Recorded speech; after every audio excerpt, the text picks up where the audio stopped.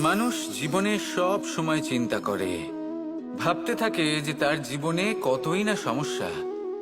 তারপরে নিজের আশেপাশে দেখে আর ভাবে যে সবাই কত প্রসন্ন, শুধু আমার জীবনেই সমস্যা আছে।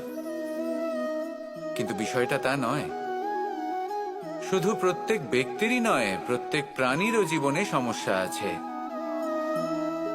এবার মানুষ একটা পাখিকে দেখে এটাই ভাবে যে এদের জীবন কতটা সহজ। কোনো দেশেরই সীমারেখা এদের ওপর লাগু হয় না। কোথায় থাকবে সেই নিয়েও কোনো ভাবনা নেই। কত শান্তির জীবন এদের। তারপর সে একটা পিঁপড়েকে দেখে আর এটা ভাবে কি অসাধারণ, এদের তো সারা জীবনই মাটির উপরেই অতিবাহিত হয়, খাবারটাও মাটিতেই পেয়ে যায়। কি শান্তির জীবন এদের। কিন্তু যখন কোনো ঝড় আসে তখন সবার আগে সেই পাখির বাসাটাই ঝড়ে ভেঙে যায়।